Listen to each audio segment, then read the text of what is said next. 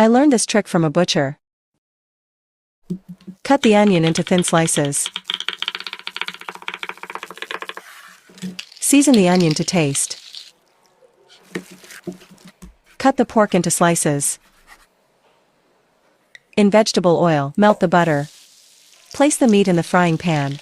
Season to taste. Fry for 7 minutes on each side.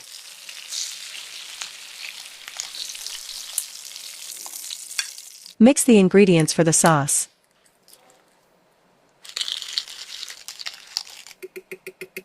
Place the meat on top of the onion.